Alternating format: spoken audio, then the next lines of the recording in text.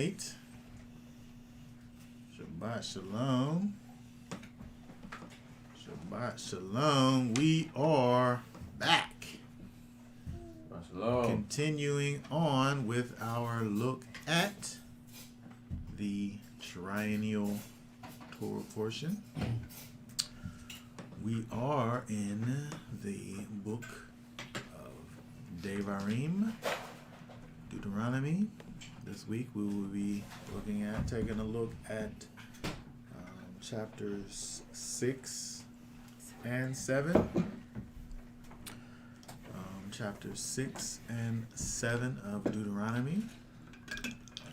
This week's portion is Vazot, HaMitzvot. Vazot, HaMitzvot. Which is, and this is the commandments. And this is the commandments. Vazot, HaMitzvot. We'll look at some of the important things that we see over here in these two chapters. As we've been going through,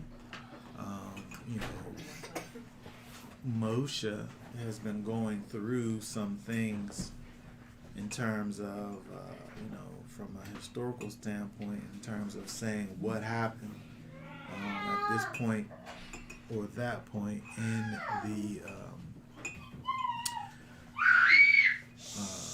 the trek through the wilderness.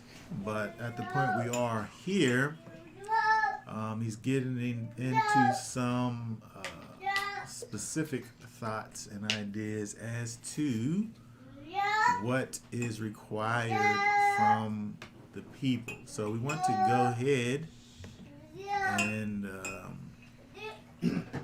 look. We'll read through the first. We'll read through the 6th chapter here, and then we'll go back and deal with some of the specifics of the chapter. Let me pull up the verses over here.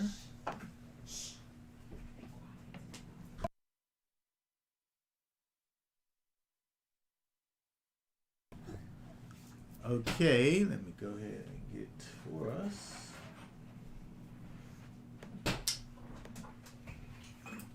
Deuteronomy 6. And go ahead and read for us. Starting with the first. And it says, "And this is the command, the laws, and the right rulings which Yahweh your Elohim has commanded to teach you to do in the land which you are passing over to possess, so that you fear Yahweh your Elohim, to guard all his laws and his commandments which I command you, you and your son and your grandson, all the days of your life, and that your days be prolonged.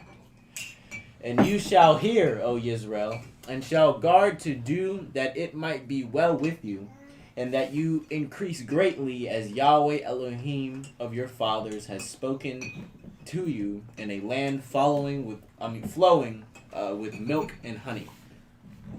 Hear, O Yisrael, Yahweh our Elohim, Yahweh is one. And you shall love Yahweh your Elohim with all your might, and with all your being, with all your heart, and with all your being, and with all your might. And these words which I am commanding you today shall be in your heart, and you shall impress them upon your children, and shall speak to them when you sit in your house, and when you walk by the way, and when you lie down, and when you rise up, and shall bind them as a sign on your hand, and they shall be as frontlets between your legs. And you shall write them Between your eyes. How did I say legs? And you shall write them on the doorposts of your house and on your gates.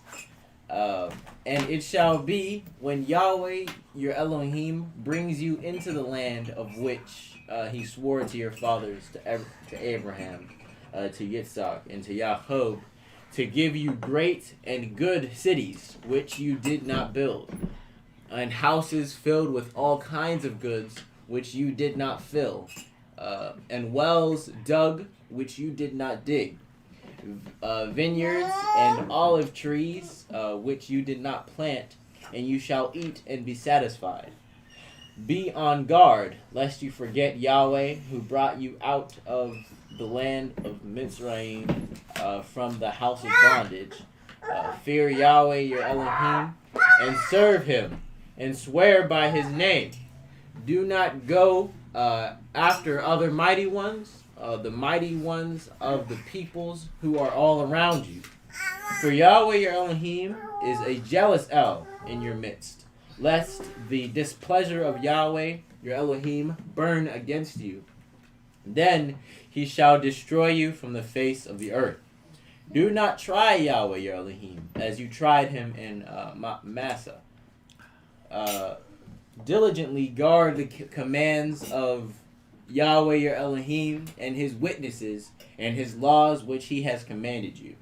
And you shall do what is right and good in the eyes of Yahweh, that it might be well with you, and you shall go in and possess the good land of which Yahweh swore to your fathers, to drive out all your enemies from before you, as Yahweh has spoken. When your son asks you in to come, saying, what is the meaning of the witnesses and the laws and the right rulings, which Yahweh our Elohim has commanded you?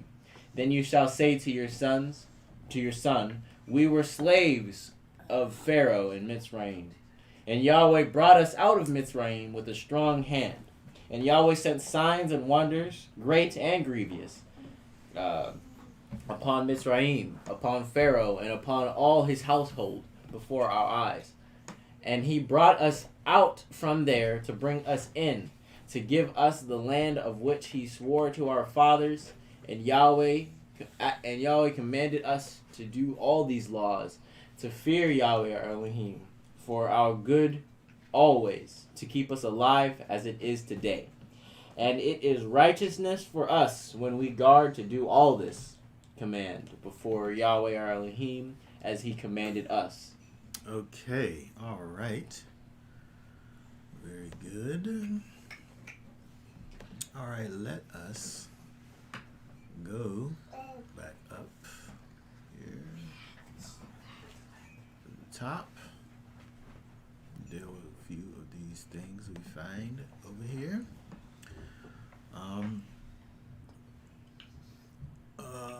Let's just go right down to the way it begins.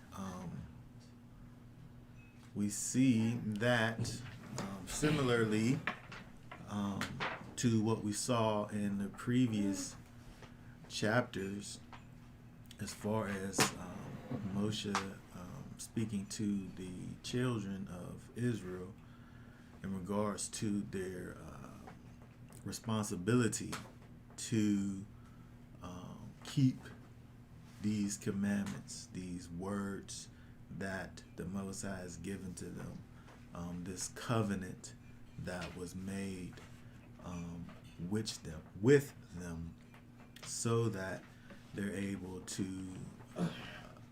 go over into the land and possess it. When we get down to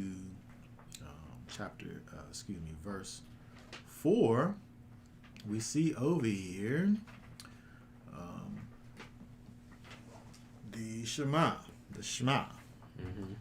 Verse 4, which it seems gives us two truths that we find in the Shema that I wanted to kind of look at some here. The first one being that Yahweh is our Elohim. We talked about this briefly probably last week when we were looking at the scriptures, and we see over here with this verse here O Israel, Yahweh our Elohim, Yahweh is one. Okay, so there's, when I look at this, speaking to, there's a particular audience, right, Israel, who is being called to hear and obey what is being spoken. One thing seems to be a matter of fact in terms of the idea of Yahweh being our Elohim. And the other thing, it seems, is what the Most High is trying to convey. Well, Moses is speaking what Moses is conveying to the people.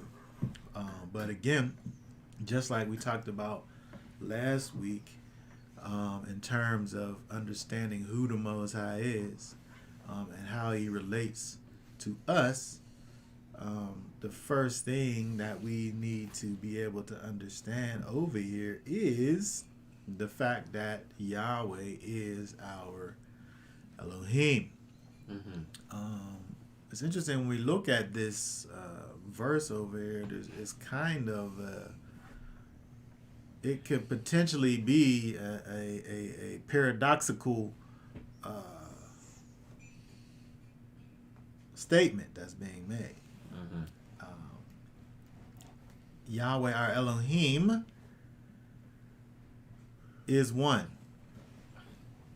Elohim is the plural form of El. Right? And so when we see over here where it says to us, Eloheinu, our Elohim, Elohim, of course, is a plural word, right? But again, in this verse, we see that Elohim, Yahweh Elohim, Yahweh is one. This plural idea, Eloheinu, our Elohim, he's saying to us that he is one. And so it's interesting to understand that Yahweh is both Elohim and he is Echad. He's one. When we look at the word Echad,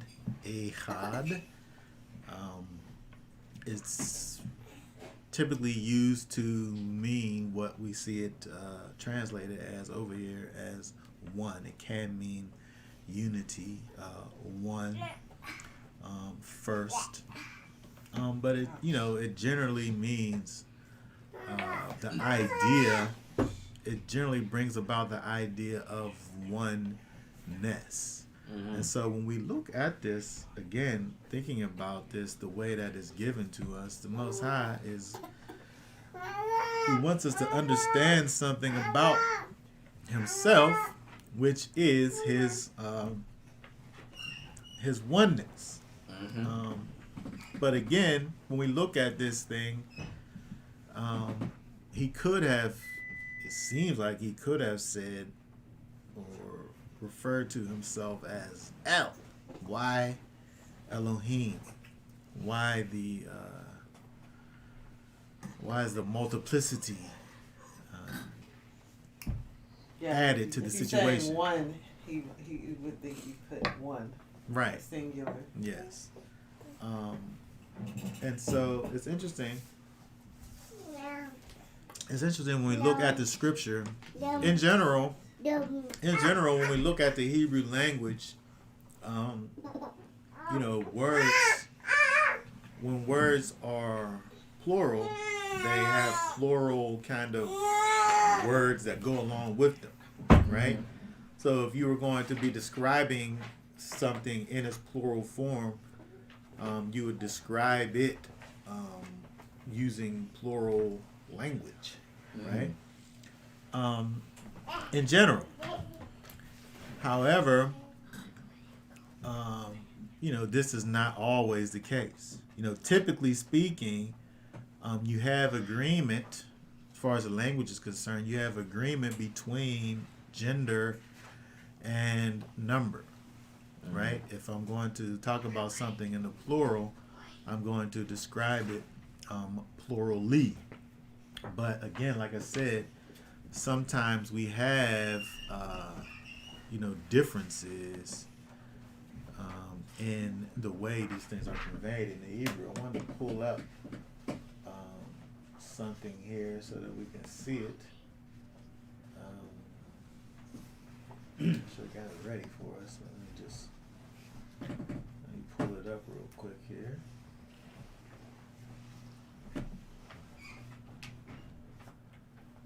Because when we look at a few verses over here, somehow my computer's acting up. Hold on 1 second here. Let me get this thing situated.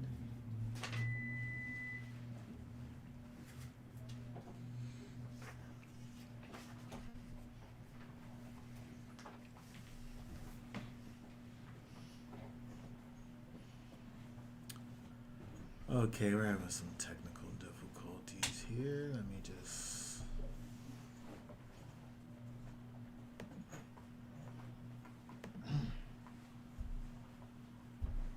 Hold on 1 second.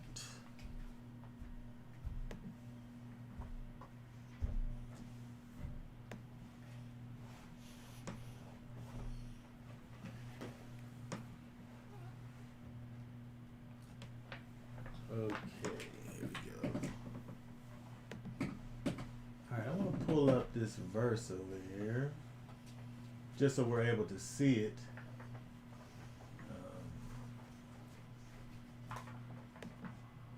This thing's really glitchy today.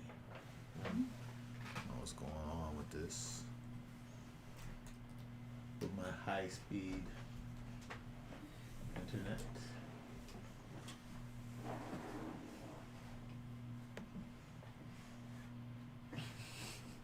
Okay, let's look at, I want to look at Joshua. Hold on 1 second here. I don't know what's going on.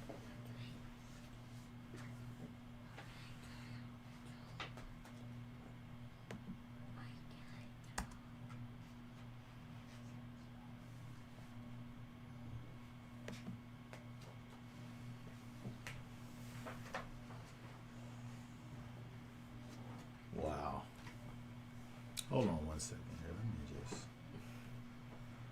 me fix this real quick.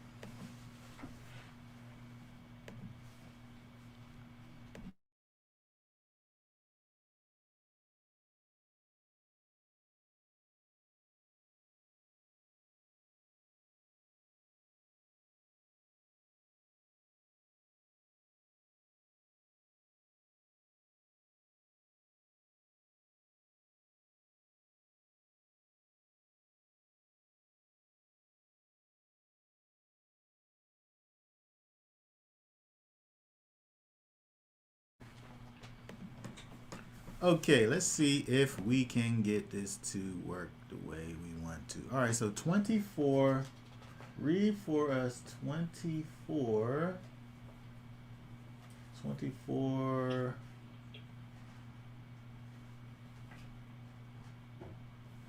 And 19. 4 and 19. It says, and Yahweh. Hold on, 24 and 19. Oh, 19. And Joshua said unto the people, you cannot serve Yahweh, for he is an holy El. He is a jealous El. He will not give your transgressions, nor your sin. Oh, he will not forgive your transgressions, nor your sins. Okay, very good. So, we can't see this in the English. We have to look at the Hebrew, which is what we're discussing anyway, because we're thinking about the fact that the Most High, Yahweh, is our Eloheinu. He is Eloheinu, our Elohim, plural, and Yahweh is one, singular. Mm-hmm. So when we look over here at Joshua 24 and 19, if we open this up here,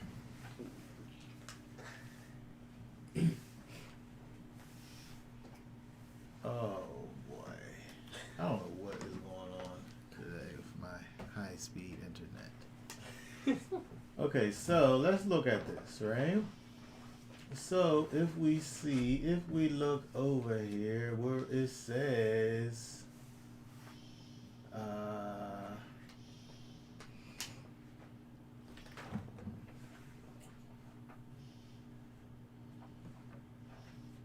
for Elohim. Okay, so this says for Elohim Kadoshim, which is holy ones. It's speaking about the Most High, speaking about Yahweh, where it says that He, for Elohim, holy ones, is translated as is holy, but that literally is saying holy ones is He. And also El is Kana, which is jealous, is He. So it has Elohim, it's talking about Yahweh, and it says that Elohim, plural, is Kidoshim, plural, holy ones is He. And then also speaking about Yahweh, it says El, singular, is jealous, singular, is He. It's not as if he's speaking about two different people. It's all Yahweh, right? But he's being described in one part of one verse as Elohim, Kidoshim, is He. And also, as El, singular, is jealous, is He. Right? So we see an example of this where, these things are being used. The idea of this whole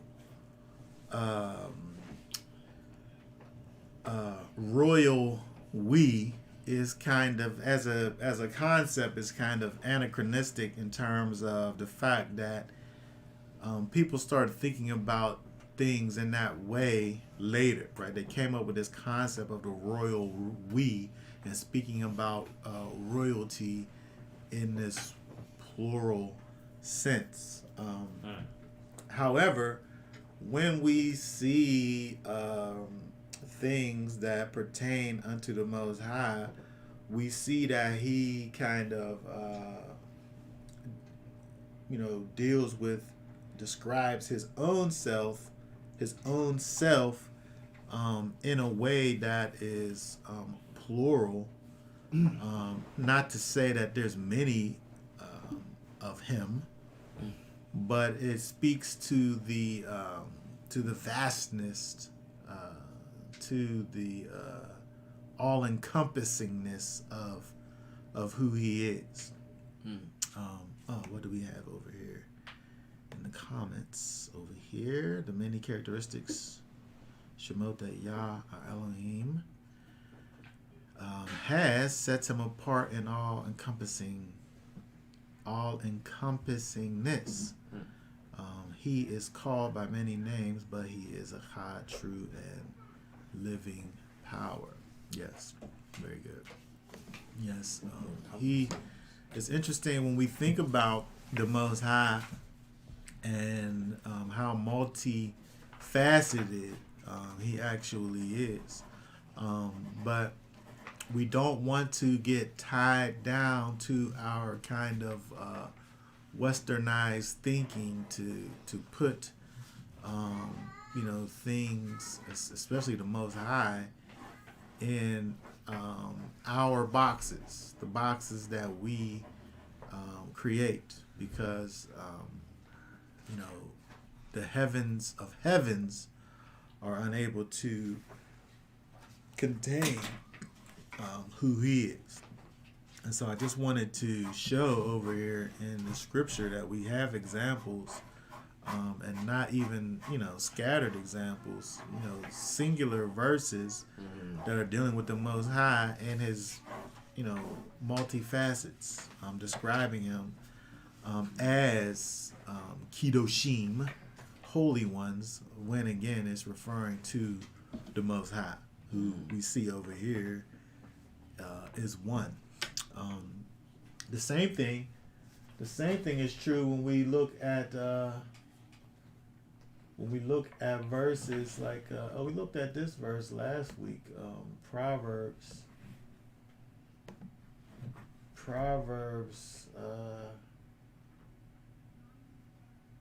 9 and 10. Proverbs 9 and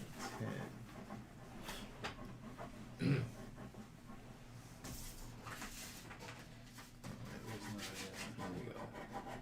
Says, the fear of Yahweh is the beginning of wisdom, and the knowledge of the set apart one. Hold on 1 second. I don't have it on the screen. Oh. Okay, go ahead. It says, the fear of Yahweh is the beginning of wisdom, and the knowledge of the set apart one is understanding.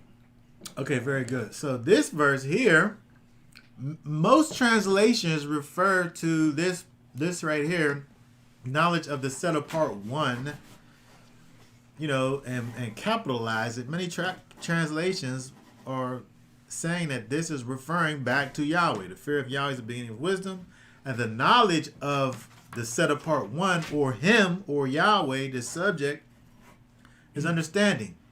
The knowledge of Yahweh is understanding, the set apart one. But again, we look over here. This in the Hebrew is Kedoshim, right? It's holy ones, right? It literally says the knowledge of the set apart ones is understanding, right? But most translations will do this like what they did here, in terms of translating this as the set apart one, understanding that the verse is referring back to the Most High. Another thing we could look at is when we look over in Bereshit. The Most High wants for us to understand that He is one, that He is Echad. However, He does things like read for us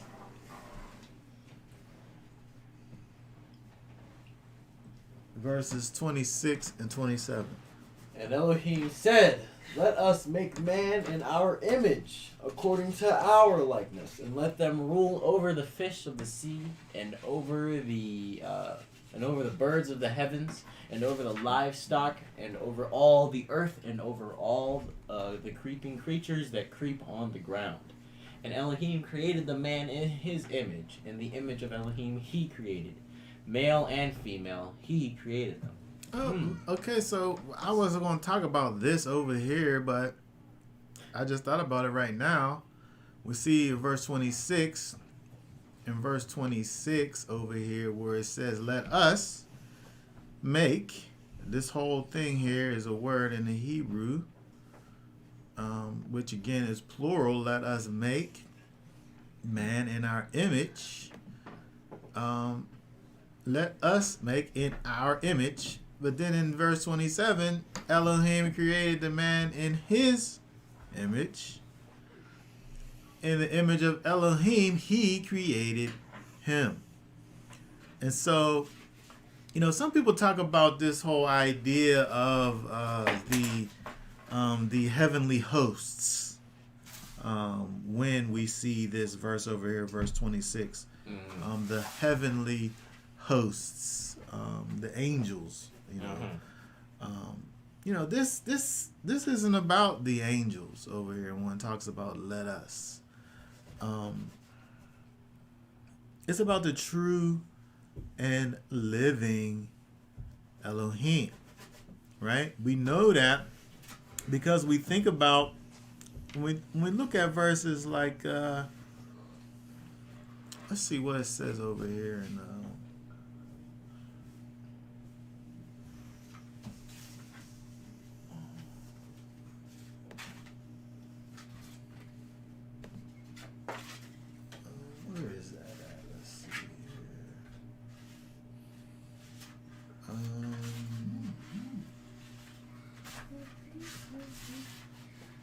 Oh, I wanted to go first to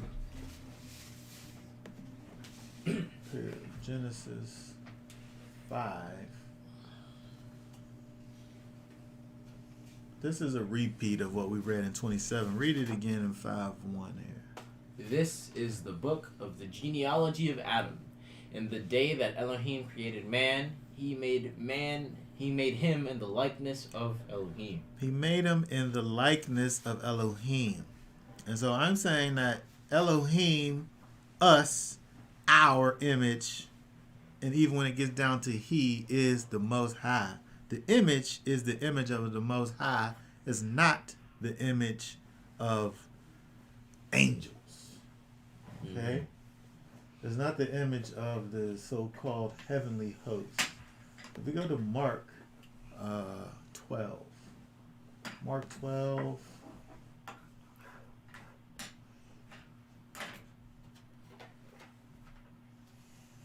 $25. 25, it says, "For when they rise from the dead, they neither marry nor are given in marriage, but are as messengers in the heavens." Okay, they are as the messengers or the angels or the so-called heavenly hosts in the heavens. And so when we think about these angels, the angels, right? They were not created the way that we were created. We were created to reproduce, right? We were created to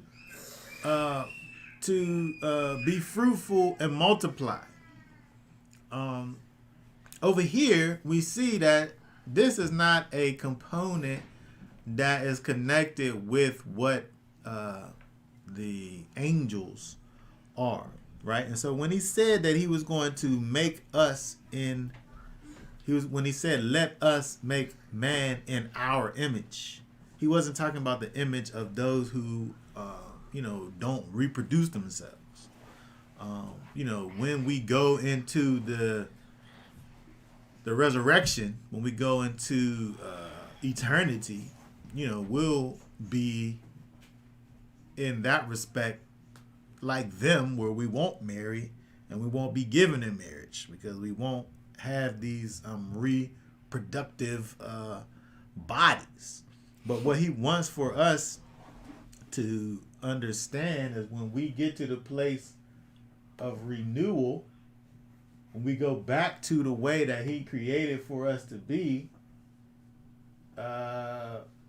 read 9 and 10 right there. "Do not lie to each other, since you have put off the old man with his practices, and have put on the new one who is renewed in knowledge, according to the likeness of him who created him."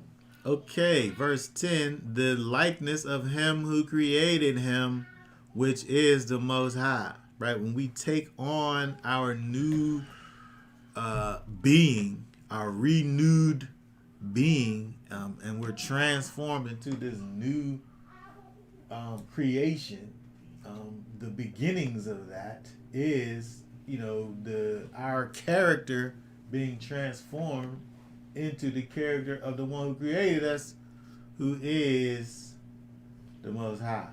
Read verse 24. And that you put on the renewed man, which was created according to Elohim, and righteousness and set apartness of the truth. Okay, very good. Again, we are created in the image and likeness of Elohim, not these other created beings, right? Mm-hmm. So again, we think about the idea of let us create man in our image. This is only speaking about the Most High. It's only speaking about Yah. And it's, connecting us with him in terms of the way that we are in his likeness, which deals with, his characteristics that he bestows upon us. It's interesting when we look at verses like Colossians 1. What does it say in verse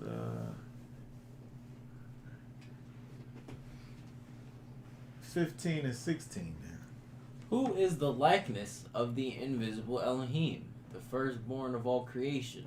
Because in him were created all that are in the heavens and that are on earth, visible and invisible, whether thrones or rulerships or principalities or authorities, all have been created through him and for him. Okay, that's all speaking about Yeshua now, right? Mm-hmm. Who is the likeness? He's the likeness of the invisible Elohim.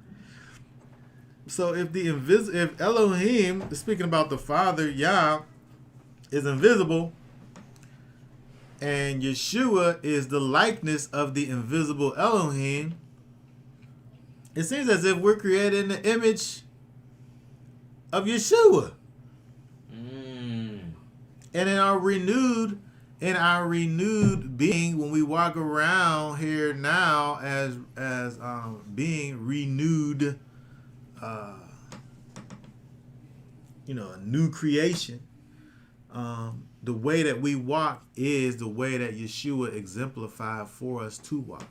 Mm-hmm. John talks about in his letter where it says that, hold on, let me find it. I can never find it, by the way. It's in 1 John. Let me see if I can find it quickly here. It's in 1 John.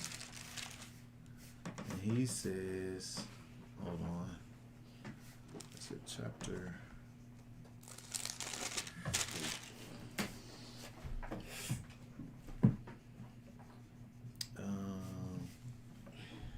Okay, I should have found this ahead of time. I just thought about it just right now.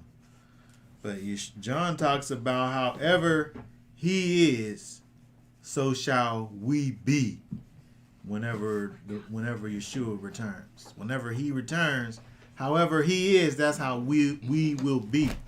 We will be transformed into the very likeness of the one who is the likeness of the invisible Elohim. Mm-hmm. And again, the fulfillment of our renewed self is taking us back to the very way that the Most High wanted for us to be created from the very beginning. And so again, we think about the idea of, Yeshua and understanding who he is as creator. We see that he's creator over here. We look in verse in John chapter 1. Read John 1 through 3. In the beginning was the Word, and the Word was with Elohim, and the Word was Elohim. He was in the beginning with Elohim. All came to be through him, and without him not even one came to be that came to be. Okay, so it says over here, this is some more of this paradoxical truths that are being given to us in the scriptures over here. In terms of the fact that we see that the Word both was Elohim and the Word was with Elohim.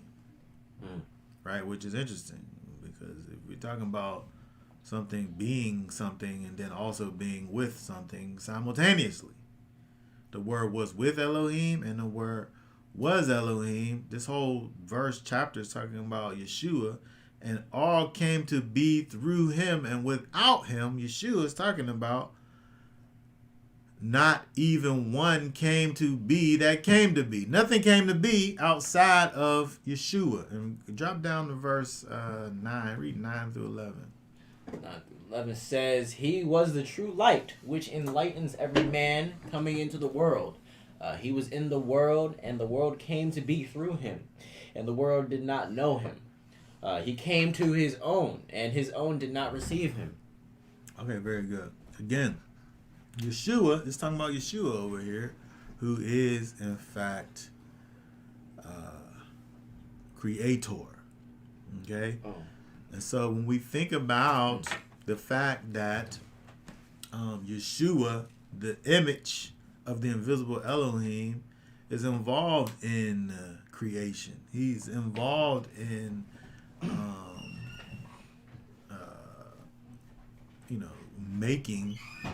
creating all things. And so when we think about the idea of being created, in let us make man in our image.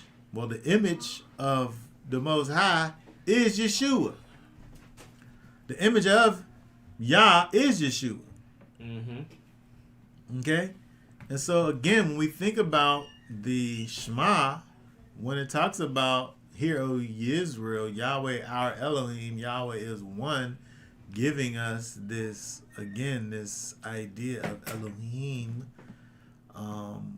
from the perspective of being this word that is plural, and also causing for us to understand that this plural that is describing is one.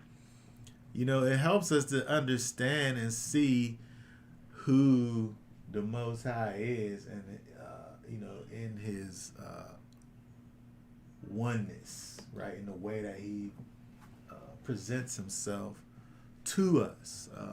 Look at John and 30.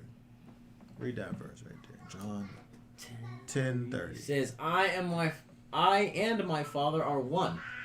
He said, "I and my Father are one." Right? And this is something that is, when we try to think about it in terms of our limited understanding, we get tripped up every time. Right? Yeah.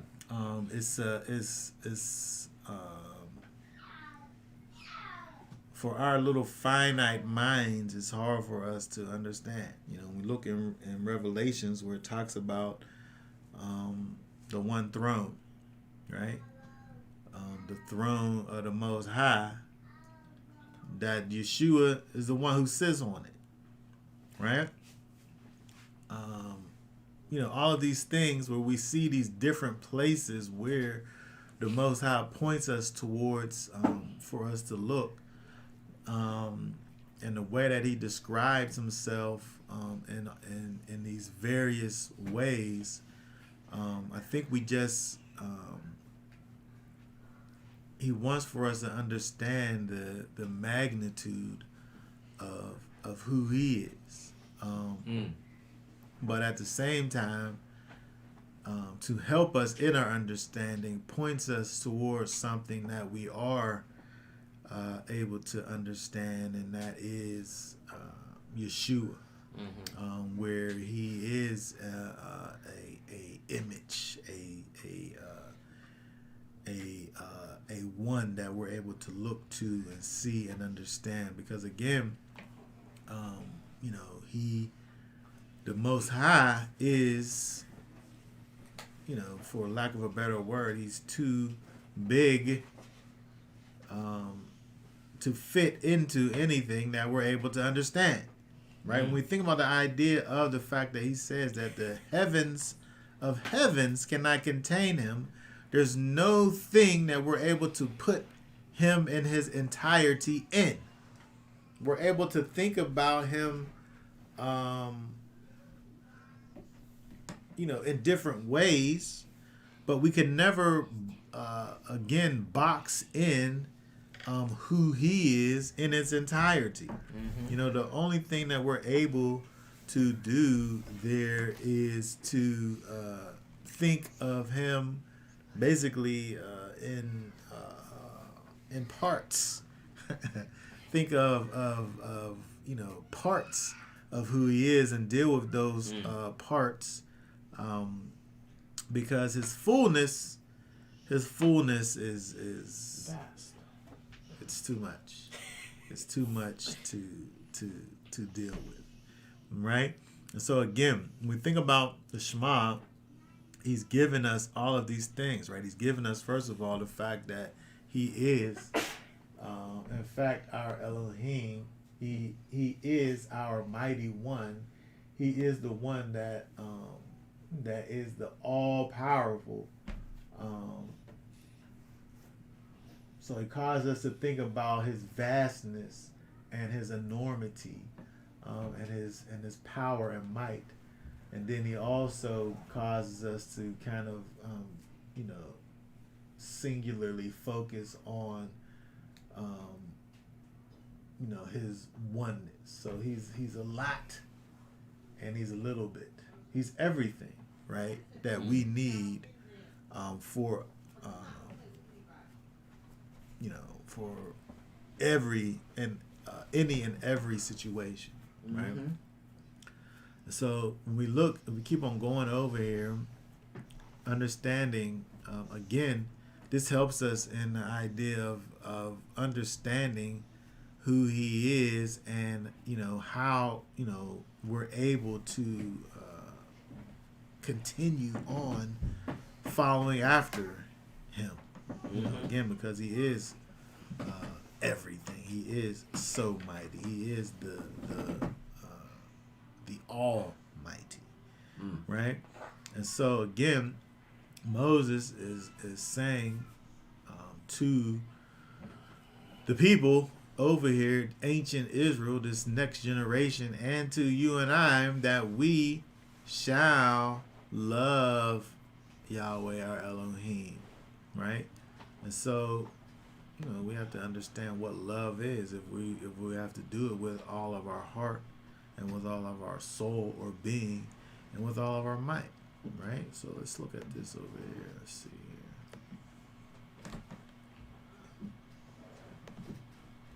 here. Love. I shout love. This is what we shout do. Ahav. Right? To have affection for, love, loved, right? It's the word that we think about, love, right? Ahav, love.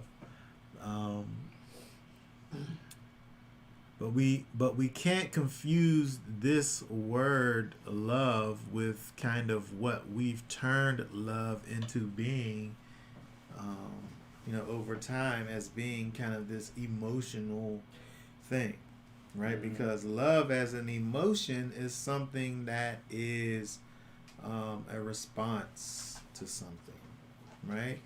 Love as an emotion is a response to something that's emotional, right? Oh, she's so beautiful. Oh, she treats me so nice. All of these things, right? Is a response. She makes cornbread so good, right? All of these things that are kind of responsive to how you respond to something, right? This is not what it's referring to in terms of you shall love Yahweh your Elohim with all your heart, with all your being, with all your might. It's not dealing with the idea of you responding to something in a particular way, and saying that is love, right? When we think about love, love is it's a decision that one makes, right? When I say that I'm going to deal with someone in a particular way, I'm saying that I'm going to deal with this person in love. And so therefore, because I've decided to deal with a person in love, now there are things that kind of exemplify or prove that I'm loving the person, right? Prime example, when we look at John 3, right? This is a very popular verse. Read John 3 and 16. For Elohim so loved the world that he gave his only brought forth son, so that everyone who believes in him should not perish, but possess everlasting life. Okay, very good. Because of the way that the Most High decided that he was going to deal with the world, he gave his only begotten son.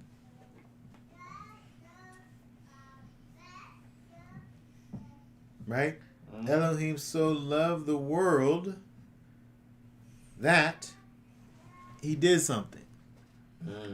Right? Love is a decision, it's a choice with action attached to it. Emotional love is, oh, I love you so much. Right? But it's just kind of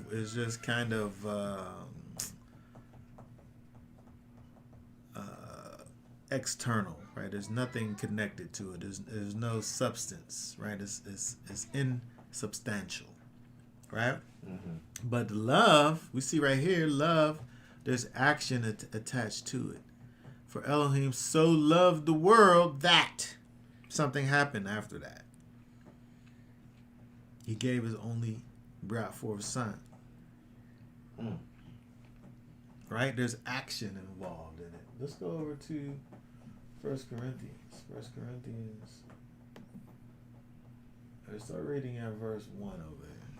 Verse 1 says, "If I speak with the tongues of men and of messengers, but do not have love, I have become as sounding brass or a clanging cymbal." You just making noise, right? You're just making noise. You're just a sounding brass and a clanging cymbal if you don't have love, right? If you've never made a particular decision to actually move and deal in a particular way. Verse 2 says, "And if I have prophecy and know all secrets and all knowledge, and if I have all belief, so as faith, it's faith there. Go ahead. So as to remove mountains, but do not have love, I am none at all." Nothing at all. Yeah, none of these things matter if the motivations aren't correct. You know, people, you know, they got all of this information, right? They got all of this knowledge, right? But there's not love. There's not the character of the Most High connected to it. There's nothing. He said, "I am profiting. I am none at all." Right? You have all these things. Okay, verse 3 says, "And if I give out all my possessions to feed the poor, and if I give my body to be burned, but do not have love, I am not profited at all." We got these people, these philanthropists out here, who they got all this money, they got all of these things, and for whatever reasons they give these money and these things away to whomever, not because they have a love for the people, it's because they want a tax write-off. Right? It's not real love. They're just doing things, right? They form these foundations, and they do all of these things for people, the disenfranchised people. But it says right here, if you do not have love and you do all those things, it don't profit you anything. Okay, verse 4. It says love is patient. Now we get into the bottom of things, right? Love looks a certain way, right? There's things that are associated with love, and these are the things, right? What is it? It says love is patient, is kind, love does not envy, love does not boast, is not puffed up, it does not behave indecently, does not seek its own, is not provoked, reckons not the evil, does not rejoice over the unrighteousness, but rejoices in the truth. Hold on. It does not rejoice over the unrighteousness. That's interesting, because when we think about what this is saying over here, again, this is how you've decided to be. Right? These are things that you have said are going to to differentiate you from the world, right? As called out ones, as those that are set apart ones unto the Most High, as ones that are said to love Yahweh our Elohim with all of our heart, which involves taking on His character. Yeshua looks out at the people and the sin of the people and weeps. Right? He looks out at the way in which His people have came to be, and it brings sorrow to His heart. Right? He don't rejoice over the unrighteousness, right? But He rejoices in truth. This is what love looks like, right? Love is patient and kind. It does not envy. I don't care what you got. It don't matter. It don't make me, nor does it does it break me, right? Love don't boast, and it's not puffed up. See, I gotta put the thing on here a little bit because, I know that the Most High lives in me, and that His character dwells on the inside of me, right?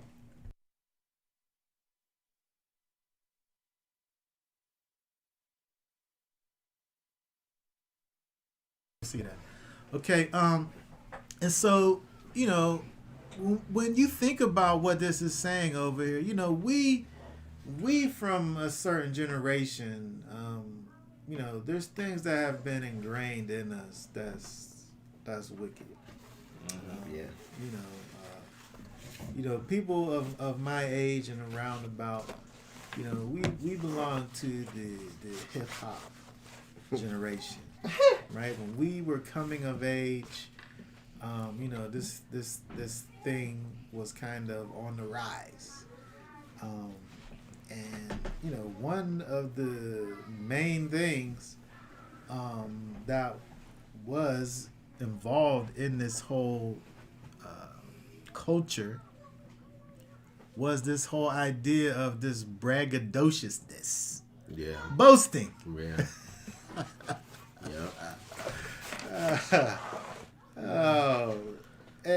But this is not love. It's not. Right? This is not operating in love, because when you think about it, it's not even hard to think about it, because when you think about the way that it was done, right? You boasted about what you had and what somebody else didn't have, and then they would in turn, get mad at you and begin to talk about whatever they had that you didn't have. Right? It turned into this battle and this strife. Right. Right? And so, and again, when we look at this, when it's telling us what love is, right? It's not envy. Right? So you should be able to talk about the things that you have, and I should be able to look at the thing that you have and be happy. I'm like, man, that's nice that you got that. Right? I'm excited for you that you have those things. Exactly. Right? And so when we think about, again, what love looks like, it looks a particular way. It's not boasting. It's not puffed up. It's not, look at how righteous I am. I'm so righteous. Right. I'm so holy. Right? That's who's helped by that? Right? That's terrible. Right? That's terrible for someone to be like that. Right? That's not what love looks like. That's what we're seeing over here in 1 Corinthians in chapter 13. Right? It's not envious. It's not boasting. It's not puffed up. This is how we get. Right? When we gain a particular understanding about this or that, it can cause you to feel away. When you reach a particular stature, from a mental standpoint, nothing. Well, I can't say nothing. One of the things that causes me a lot of anguish is for so-called. I don't know if it's kind of a dig for me to say so-called. I see I'm doing it already. I'm just behaving in a way that's just ingrained in me, and I can't even help myself, right? But when I think about it long enough, right, I can see what it is. So I don't even want to say so-called educated people. Sometimes, when they speak to quote unquote uneducated or not formally educated people, there's this condescension that happens, right? And they kind of look down upon the lowly educated and speak to you in a way that keeps you down there in your place, way down there, you little uneducated individual, right? But because the scripture tells us that knowledge puffs up. Mm-hmm. Knowledge, when you have knowledge, it causes you to feel like you have the upper hand. Right.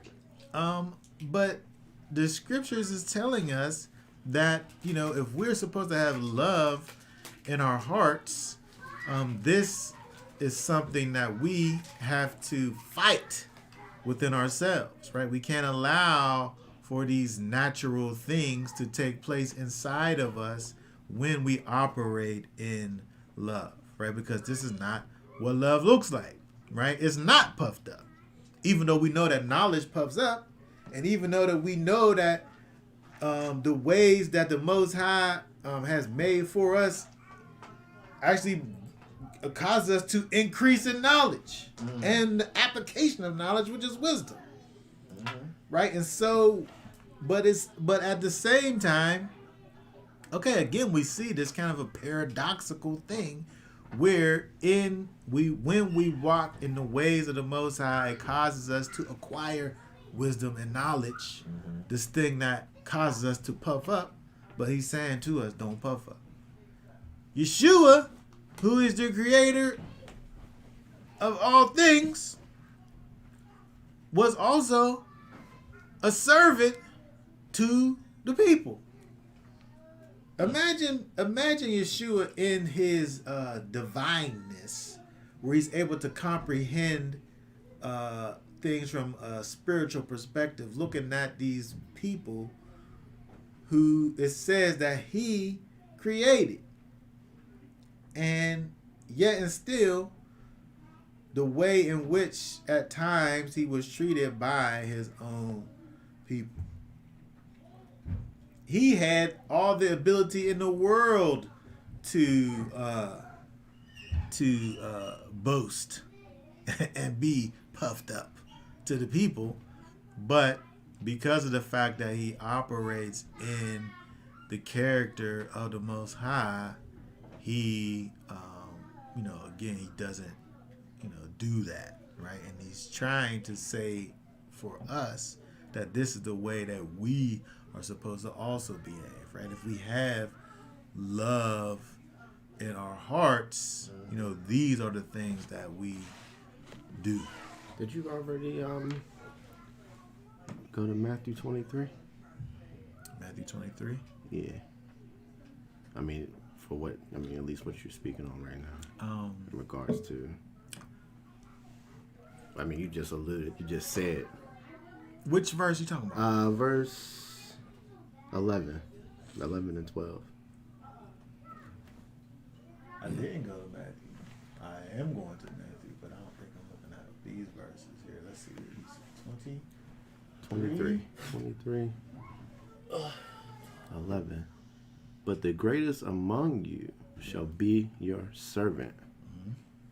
And whosoever exalts himself shall be humbled, and whoever humbles himself shall be exalted. Yeah. So I tell you right there, it's like you get whatever wisdom and information, knowledge you got. I always tell the people, you can know what you know, but it's how you use it. Like, it's what you how are you using what you've been given and what you know. And the Most High gave you what you got to serve the people. Yes. And the more you know, really, it's a double-edged sword, because the more you know, the more you're supposed to do. It's supposed to be a heavier burden. So instead of boasting about whatever you know and where you at, you're supposed to be doing more with what you think you know and what you got. Exactly.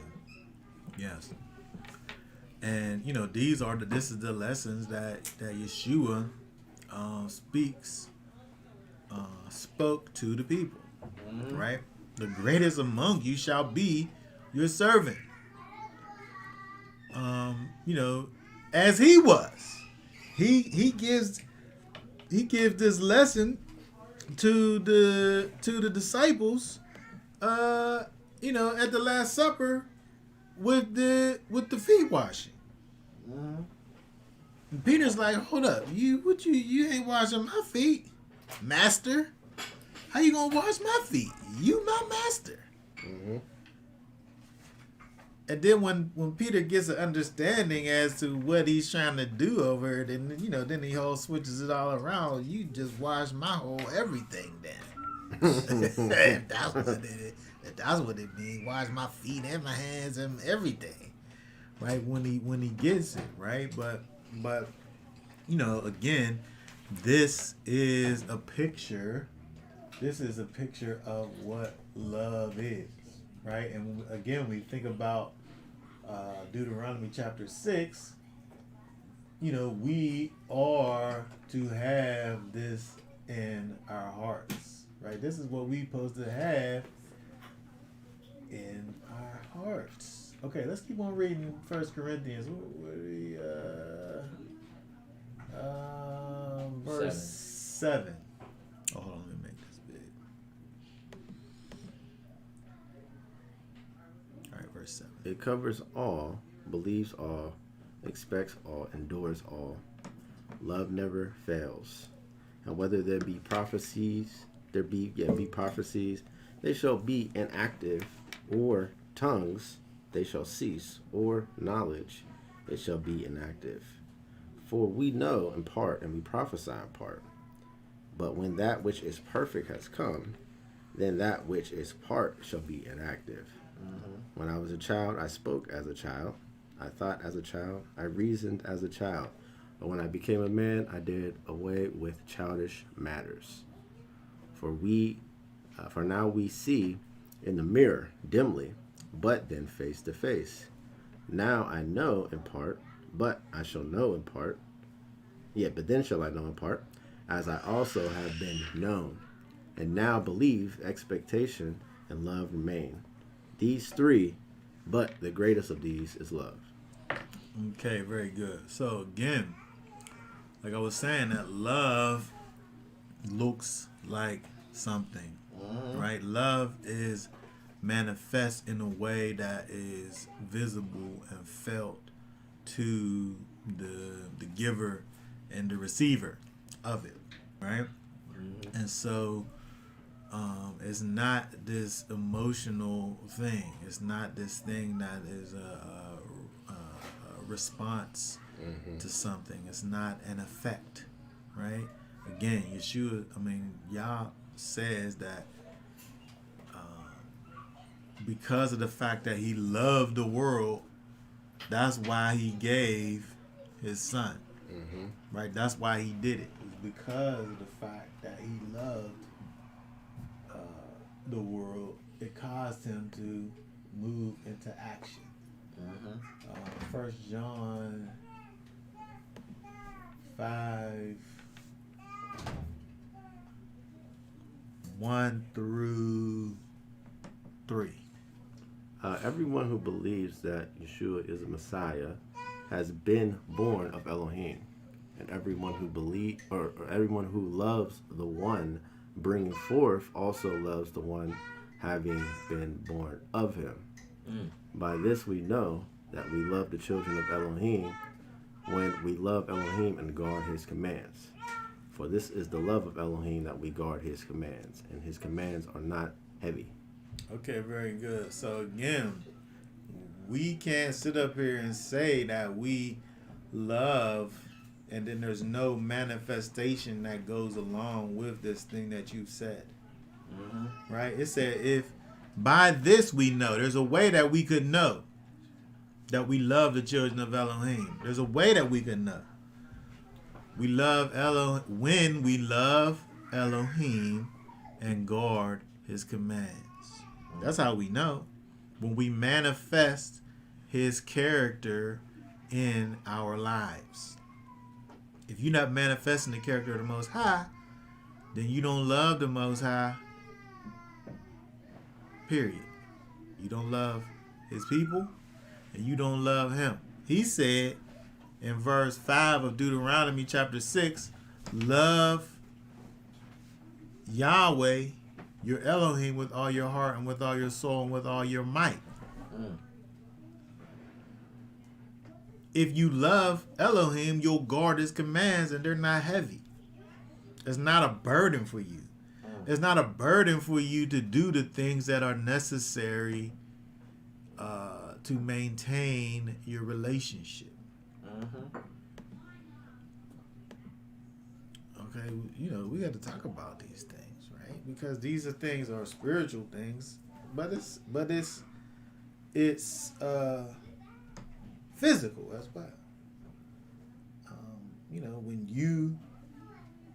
When a man loves his family, he does things for the family. Yep. Not because there's a reward, because there isn't. Nobody's giving me a employee of the month trophy for getting up in the morning and going out of here and walking down this slippery hill in the wintertime and standing around all day with these people. I mean, they do give me money every week for doing it, but if I had the choice, if there was a better way to do it, I'd probably do that. Whatever that better way was. Mm-hmm. But understanding that there's a responsibility that I have for these people that have my name, you go out and do it. Right? And that's the reason why. That's the reason why you do it. Because these people depend on you to do it. And you love these people. These people that came out of you. These people that came forth from you. Yeah, right? I was going to say, man, isn't kind of like your family is a reward. If the Most High gives you your family, that is a reward. Because this man who died, It is a reward. It's not a reward for me working, though. Oh, well, no. It is. Your children are indeed a reward from the Most High. But I'm saying the things that I do for the reward that I've been given to maintain it is a whole other thing. Yeah.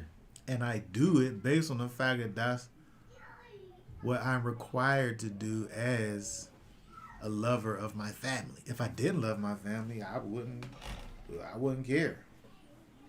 I wouldn't care. Mm-hmm. It wouldn't be that big of a deal. Just do whatever, do the best you can do. Mm-hmm. But because of the fact that I do love them, I behave in a certain way.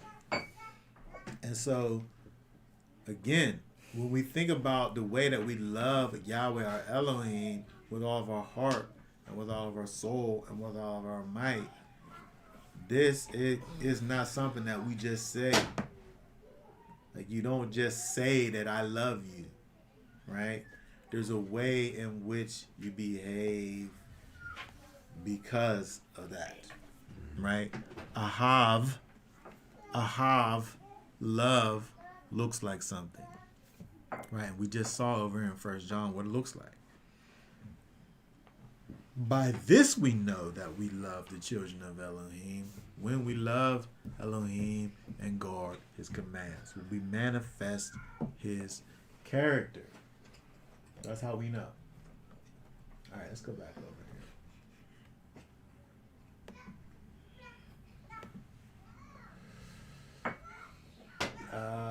Verse 6. Read verse 6 for us. These words which I am commanding you today shall be in your heart. And Yeah, just verse 6. Okay. These words shall be in your heart, right? In your inward parts, right? In that part inside of you that causes you to live and move, right? In your heart, right? In that enclosure inside of your body that causes the life to pump through your body, your heart, right? The word for heart is labab, which literally means this enclosed thing, right? And so he's saying over here that he's wanting for these commands that he's giving you to be inside of this enclosed thing that's within you. This enclosed thing that's within you, by the way, that moves life around. Life is in the blood. This thing moves life around inside of your body. And so when we think about the idea of love and the character of the Most High being in your internal enclosure, in this part of you that pumps life around the inside of your body, you know, we're literally talking about taking on the characteristics of the Most High, and these characteristics, being intertwined with your life, right? With your blood, when the life is in the blood that moves around your body. And so again, when we think about this idea of loving Elohim, loving the Most High, taking on his character, walking in the light of his character, right? This is something that, it's an all-encompassing thing that, is, defines who we are as the people of the Most High. And let's see, verse 7. It says that you shall impress them upon your children, and shall speak of them when you sit in your house, and when you walk by the way, and when you lie down, and when you rise up. Okay, this should be the main theme of your home. Mm-hmm. The character of the Most High. We should always be exemplifying the character of the Almighty all the time. When we sitting down in the house, when we walking, when we out walking by the way, when we get up in the morning, when we lay down at the nighttime. It says that we supposed to. It says over here. Let's see. In the English, it says to teach them diligently. A lot of times when we see this, when we see diligently placed with another word in the King James, it's usually doubling up on this word over here. Mm-hmm. But in this case, this is not what's going on. It's not saying that you shall teach.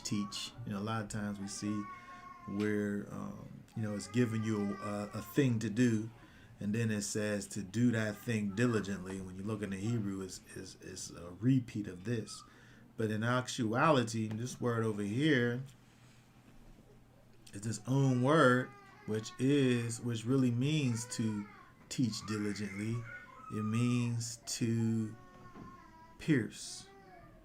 It means to prick. It means to poke.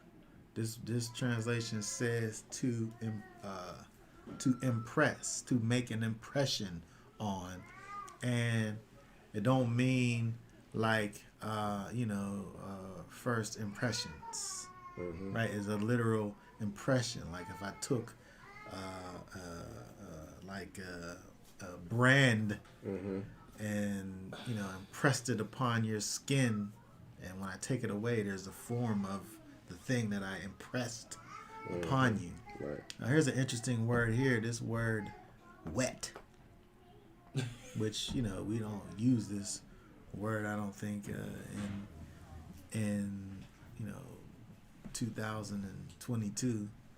But that word wet means to rub for the purpose of sharpening, as an edge tool to sharpen by attrition. That's what's his name? Mike Tomlin likes to use the word attrition. Attrition is things banging up against each other. Yeah. Right. To like provoke. Like a blacksmith. Yeah, blacksmith will wet his things with that little thing that he sits there and pumps, and the wheel goes, and he sits there with this little thing, right? And so this word wet, which is a word that they're saying that this word shanan means, is to provoke, to excite, to stimulate. We think about to whet the appetite, right? Whet the appetite. Oh, I never thought about that. Whet your appetite. It don't have nothing to do with like water, right? It's kind of if something's whetting my appetite, it's kind of getting me ready to eat, right? It's kind of moving me in the direction of devouring some delicious delectables, right? If I have just like a little appetizer, it's just something kind of just to whet my appetite, just to get me in the mood of partaking of some delicious foods, right? But we talking about the commandments, though, right? We're talking about the words which I'm commanding you today. That's going to be in your heart. You take those things that are in your heart, and you whet your child's appetites with them things, with the words that the Most High has given to us, right? You sharpen these little dull blades, because that's what these kids are. They're just some dull blades. They just potential, right? A dull blade is just a tool that has potential to be a sharp blade. Right? Don't come out sharp. That thing dull in a mug. Right? But it needs to be wet. It needs to be stimulated. It needs to be sharpened. Right? And sharpening, I just recently, I got a lot of little pocket knives, right? I think that, whenever you walking around, you should always have a knife on you, right? You never know when you got to cut something, right? You never know. You always have, probably got one. I do. I got a knife right on me, right? And so I recently got this little stone, right, that I can use to sharpen my blades, because a dull knife is not worth anything. And so when you sharpen it, right, it's kind of messy. But the mess that's being made is actually little pieces of steel that are coming off of the blade. Because in order for the knife to be sharp, you're basically shaving the metal to a point. And so when it becomes dull, the point kind of gets rounded off. Yeah. And so it don't cut anymore. And so what you're doing is shaving the metal and causing there to be this really fine point at the edge, which is sharp. Yeah. And so when we think about the idea of sharpening, if the metal had feelings, it would hurt Mm-hmm. when it was getting sharpened. Mm-hmm. Right? It wouldn't feel right because you're literally taking off parts of the thing. Yep. And they're down on the newspaper. Those things get thrown in the garbage. Yeah, the unwanted parts. Yeah, those is the unwanted parts so that you can have this fine tool that's going to be useful. For something. Yep. And effective. Yeah. Because that's the main thing. Like you got knives that just ain't as sharp. They don't get used as much. Mm-mm. No, because they're useless. Yeah. You find your favorite knife, I be using that to cut all the stuff. We got a whole bunch of knives in there, but all of them ain't sharp. Right. But the process of sharpening is a process of attrition. Yep. Right? It's a process that causes, if this inanimate object was alive, it would be painful for that thing. Mm-hmm. But we're talking about something that is alive, which is the children. My littlest baby is a literal wild animal. Literally. He's literally a wild animal. I said that. I was like, we don't need a dog. You got little babies. When you got a little baby, that's literal. They crawling like it. And he just does whatever he feels. He don't understand that he's supposed to listen to me yet. He don't know that yet. Man. He does the opposite. I say, come here. He run the opposite way. Right. He's just a wild animal, untrained. He don't have any idea as to what he needs to be wet. He needs to be provoked and excited and stimulated in the ways that he should go. Why? The first thing we need to teach these babies is don't you dare run away from me. Right. Because I could be stopping you from danger and you running into the danger. Exactly. That's the worst thing a kid could do is run away from. Come here, you run, and you gonna run out in the street and get killed or something. Exactly. But he don't know. But he needs to be trained and provoked and excited and stimulated in the way that he should go. Why? Because I don't want for bad things to happen. Mm-hmm. Right? And that's the same thing we see with the Most High and his laws, statutes, and commands. He's not just saying that we do his commandments so that we might live. He literally means that, because these ways that we would be behaving when we operate according to his character are ways that are good towards ourselves and other people. You know, his commandments tell us to be, to operate in justice and equity, right? And to operate, to not kill people, right? To take people's things, right? To treat people in ways that are right.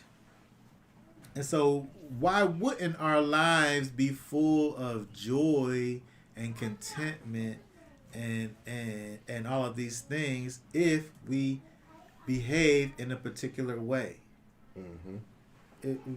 We don't. It's kind of. It's just like a cause and effect. If we behave in a right way and deal with people in a right way, then things are going to be right for us. It's just as simple as that. Exactly. And so we look at the way that these people are out here who are lawless, who are not connected to the Most High and his character, and we're able to see what the end of that is. The end of that is death. Right. The end of that is a separation from the Creator. And so when we think about, this verse over here in verse 7, when it's dealing with the idea of impressing this upon our children, the way that this thing is perpetuated is, this thing is our inheritance being passed down to our children. This is how this thing remains alive, is by us having this thing inside of us and then putting it inside of them so that it now is inside of them, and so on and so forth. Mm-hmm. And so this thing is meant to be something. I mean, if we don't have Deuteronomy 6 and 7, we don't make it to where we are right now. Right. You had to have people who followed the ways and then continued in the ways, and teaching their children.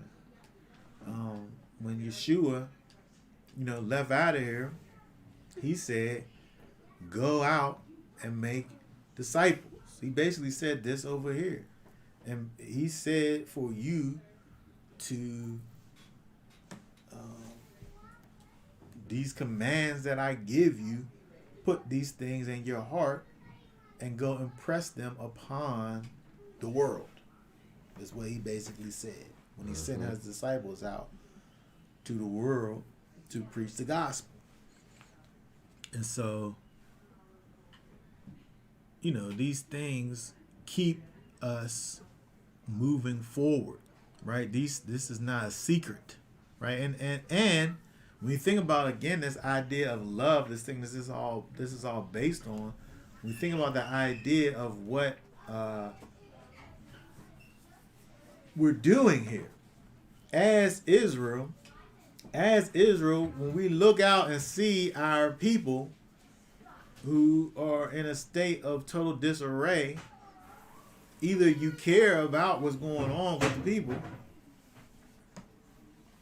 or you don't. If you do,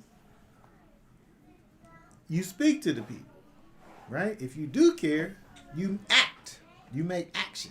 If you don't care, you don't say anything. When I look out and I see something and I don't have any thoughts about it, I don't say anything about it. I don't have any thoughts about it. I'm going to concern myself with this thing or that thing. But when I care about a thing, then that's when I get involved in the thing. But again, you're able to see that I care based on the fact that if I'm getting involved or if I'm not. Mm-hmm. And this is what he wants for us to begin to do first within your own self in your own home. And then beyond that, to whoever else, we come in contact with. Right? Because if we're at the place where we're talking about when you're walking by the way, that's outside of your house. Right?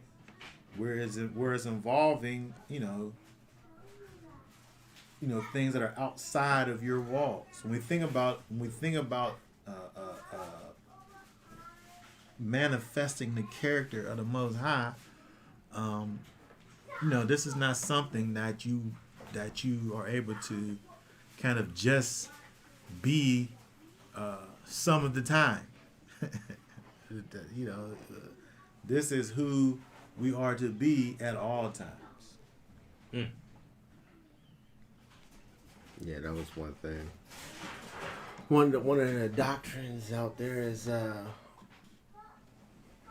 can be righteous to your people, who you perceive to be your people, but the other nations we don't gotta be righteous towards, or you could treat them any kind of way. Wow. And was it the pillage doctrine, The all pillage these doctrine. different things, but that's.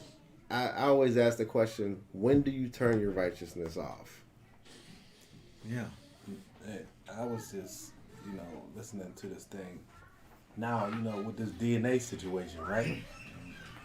You got, black folk doing their DNA, and then, they find out that, they're more genetically connected with the European nations or the Hamite nations. Mm-hmm. And now you got the Israelites who, you done grew up in the same neighborhood, everything, you got the same plight, same situation, ancestors, slaves, all of that, right?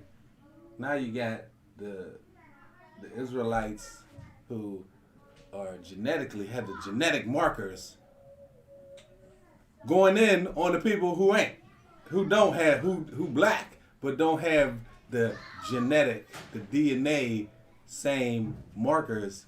You know, they're, you know, call, oh, you ain't, you know, you this and that, and Yeah. you know, it's crazy.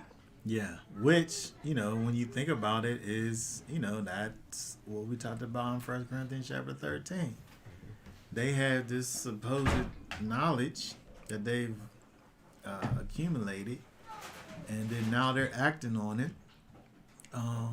outside of love. Mm-hmm. You know, the Most High, he said that he's not a respecter of persons. Mm-hmm. So when we sit up here and play favorites, that's not operating in the character of the Most High. You know, these people, you know, that's what the difference is. The difference is that there's a thing of worldly knowledge, and then there's the knowledge of the holy, right? Of the Holy One, right? And those two things are not the same. When we think about the accumulation of knowledge and the right application of knowledge, that's wisdom. Mm-hmm. And so when we think about the way that these people behave, there's no wisdom involved Definitely. in that, No. right? It's not the proper application of knowledge.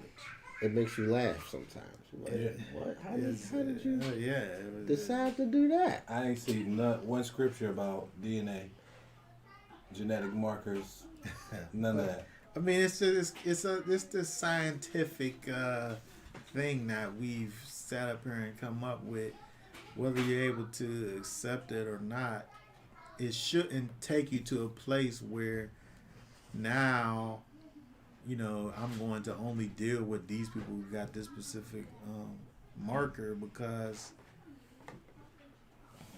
that's not how this thing ever worked. It did never work like that. There always was Israel, and then whoever else came and attached themselves to Israel. Right. So if you say that Yah, the Elohim of Abraham, Isaac, and Jacob, is your Elohim, then these things apply to you too.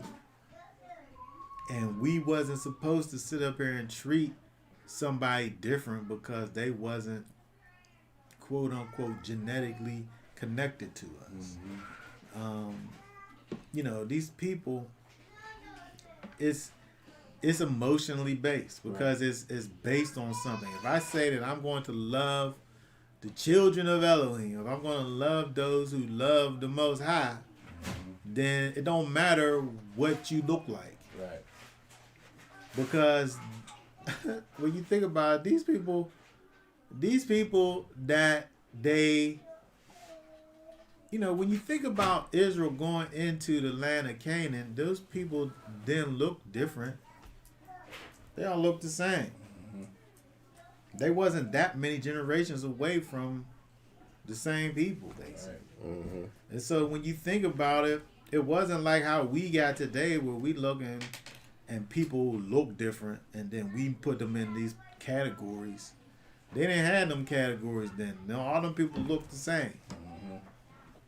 And so we in the time when we sit up here and we make up these divisions, Right. and these classifications, and say that this is what we're going to base whatever on, where all of this stuff is new. Mm-hmm. It Right. wasn't back then. They wasn't doing that. There was people who was different, and the thing that made them different was the way in which their cultures, Yeah. they were culturally Culture. different, And tribes. They was, and all of that. It was the same. It was basically the same people. mm-hmm. The Moabites was cousins, basically, Mm-hmm. but they were culturally different. Mm-hmm. And so that was the difference. Not they shared DNA. Right. They had shared DNA with these people Right. who were sworn enemies. Right. It had nothing to do with that. It had to do with the way in which they was living, their culture. And did they not come from Abraham? that's what I'm saying. That's the same It was people. like Right. we all came from Abraham. It's the Like, same people. like- man. come on.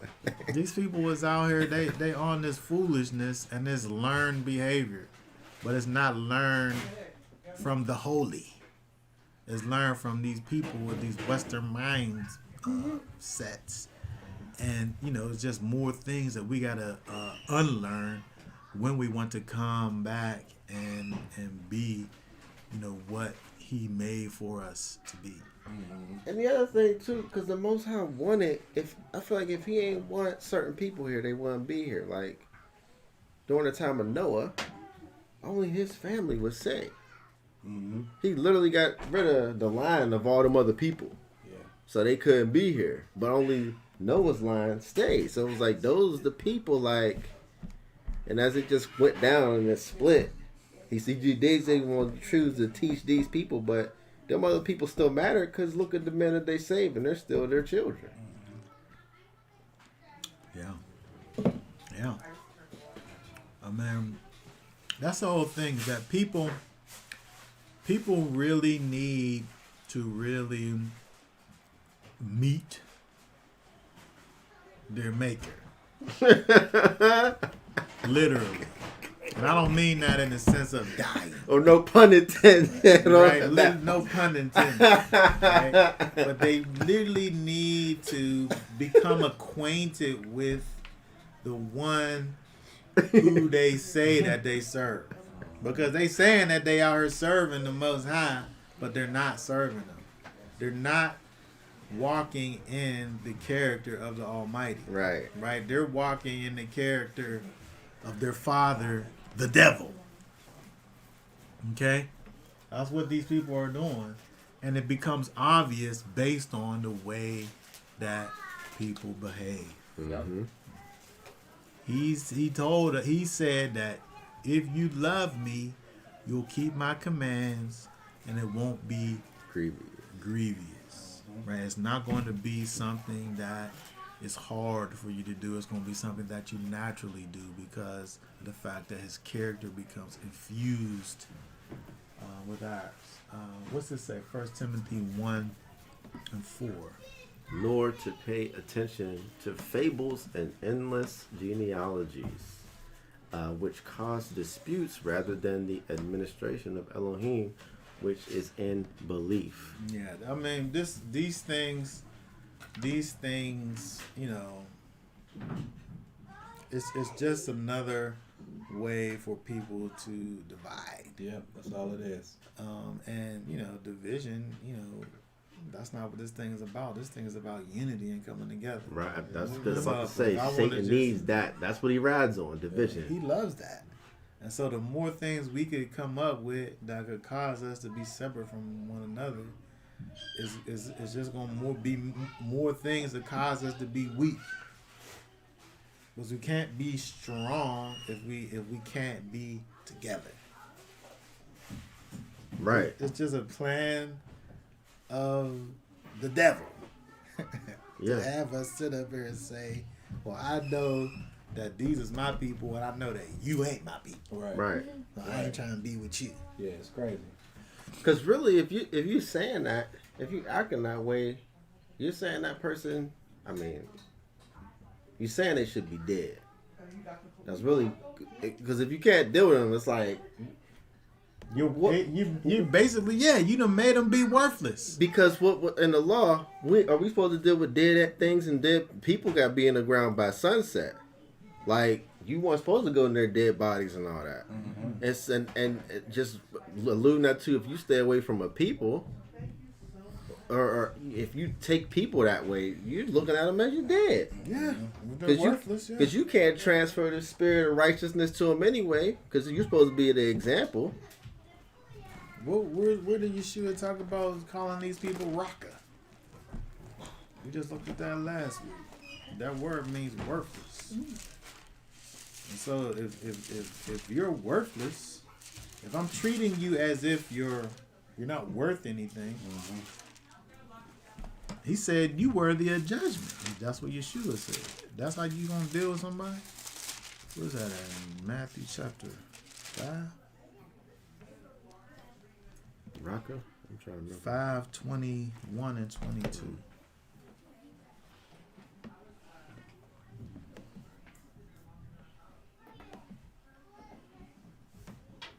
That's what I'm saying. We come up with all these ways.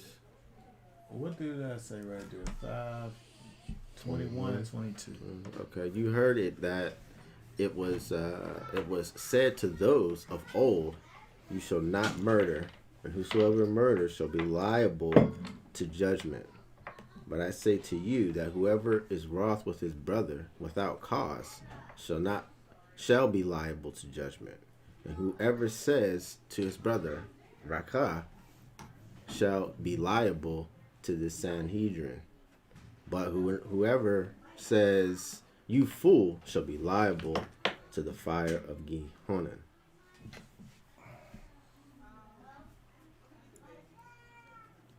O empty one, or thou worthless. Right? So when we sit up here and just deem somebody worthless, like there's no point in me even dealing with you because I might not say that you rocker, but when I get to the place where there's no point in me dealing with you, that's how I feel. I feel like you're worthless. It don't make any. It's pointless for me to deal with you because you're not worth anything. Right. Another term they use that comes from that is empty-headed. So it's like calling somebody stupid. You know, somebody, oh, you're dumb. Yeah.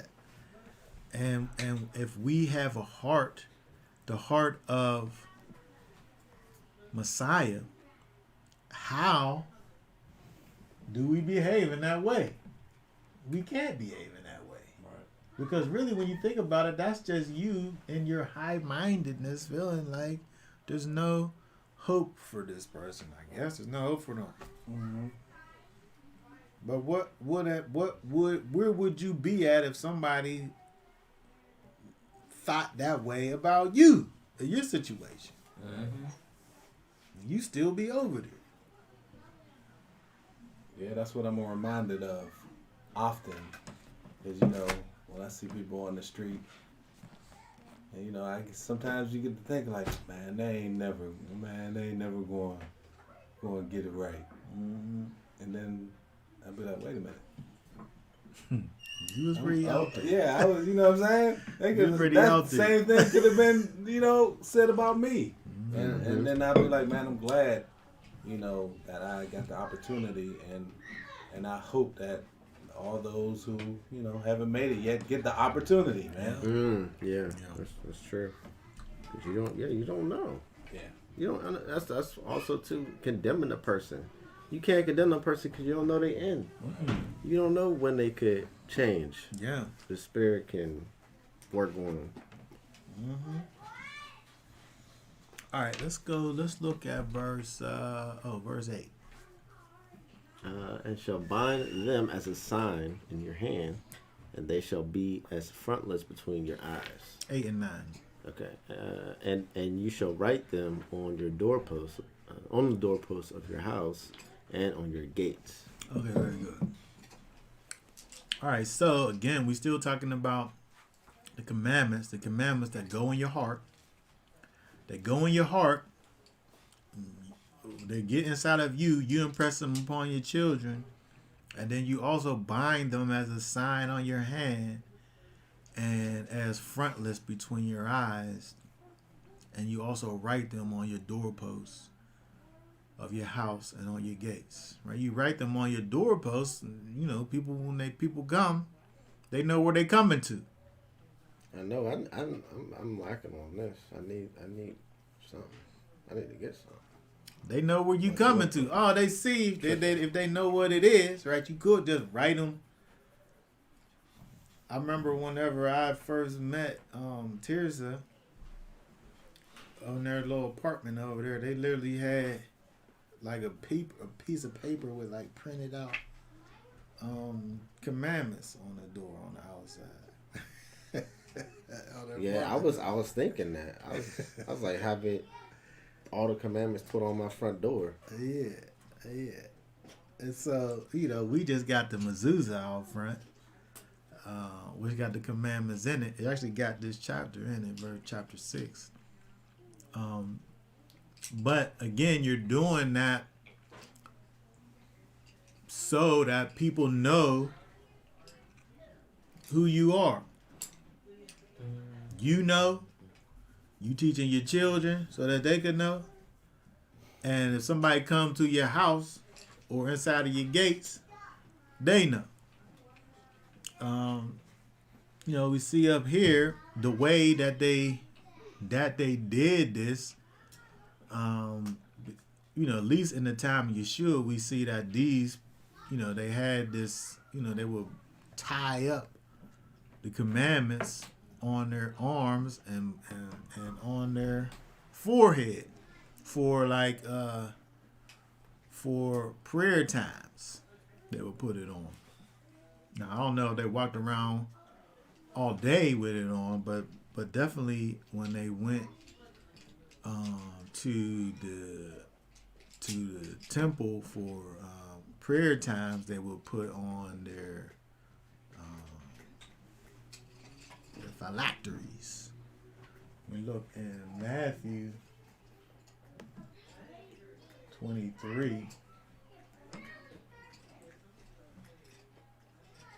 Yeshua talks about here. Let's read 1 through 5 here.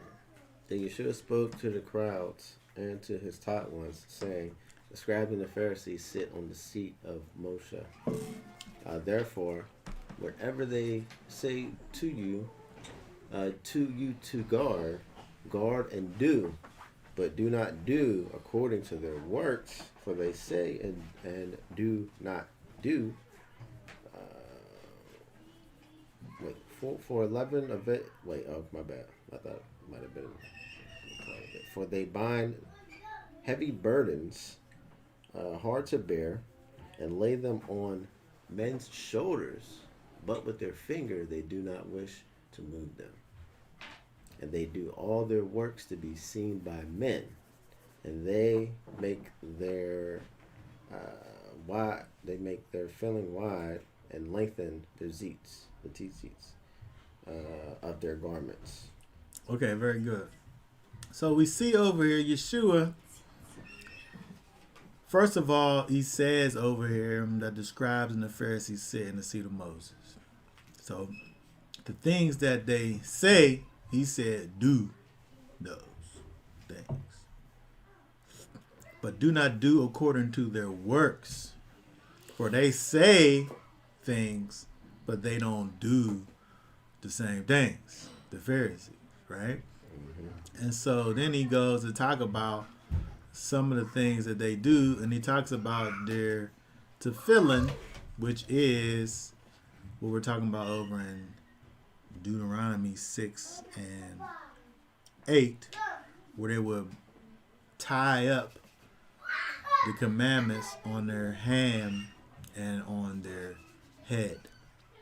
So what they would do is to make their little box that held the commandments would be super big, and their tzitzit would be super long, so that people could sit there and see, how holy that they was.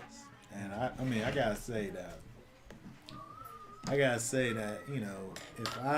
if I so-called dressing up, I put on my nice tassels that are, they're nice and long.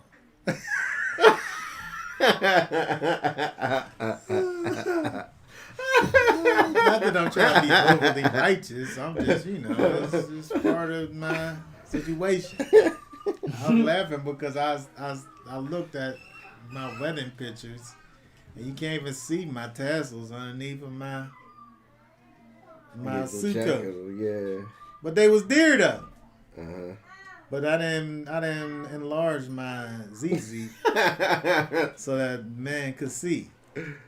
I wished I could have just had me some true brute tassels back in those days, just so they can hang down. You so you can still see it. It's still there. No question. Because then people start questioning like a it. Gentile in the Yeah. pictures. People, I got tassels just hanging. They there. You just can't see it. That's funny. Oh man. But- But saying all that is to say that, you know, they took this command, and this is the way in which they applied it by having this to fill in, you know, putting this thing literally on them. You know, the scriptures, it don't give us the explicits. You know, whether we supposed to think about this from a, you know, physical standpoint or kind of a metaphorical standpoint. You know, what they did in history was to literally do it. And, you know, when you think about it, you already have the internal aspect with verse 6. Right? He already said put it in your heart. Right? And so by the time we get over to here, the same way that you're supposed to write it, he also says to have it bound as a sign on your hand and on your frontlets of your forehead. And so, you know, I did for a while. I had this little leather.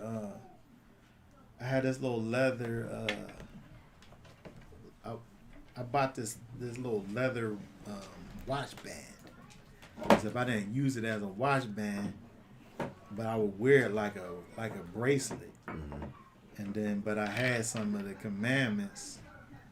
This chapter right here, chapter 6. I printed it out real small on a piece of paper, where it was the whole chapter, but the font was like super small, so it could all fit. And then I had it folded up, and I had it stuffed up inside of the this little leather watch band that I didn't use as a watch band. I just used it as I remember that. as a bracelet. Well, I remember the watch band. I didn't know you had the little. Yeah. And so it was an inferior product. It started to fall apart. But what I was doing was this over here, right? Okay. And so again, the scripture don't give you what it is that, you know, how to follow this out. But we're able to look back in history and see the way that the people did it. And then, like we said, we looked over in Matthew, we see how Messiah criticized the people for overdoing it, but he's not talking about the practice. He's talking about the people's application of the practice, how they're doing it just so people could sit up there and look at them and see how righteous they was, not necessarily saying that what they were doing in principle was off, but the fact that they're giving out these burdens to people, but they're not lifting a finger to help the people in their burdens. Right.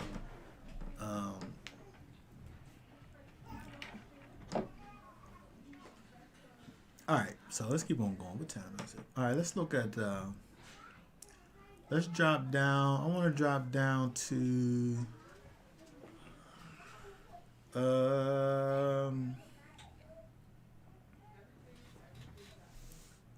I want to drop down to verse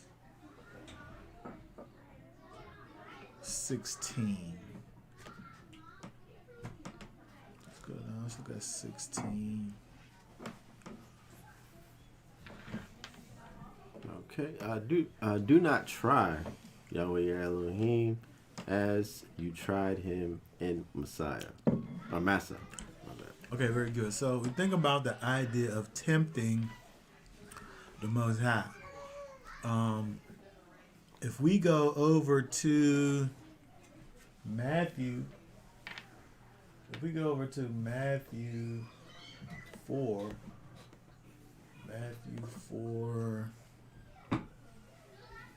5 through 7.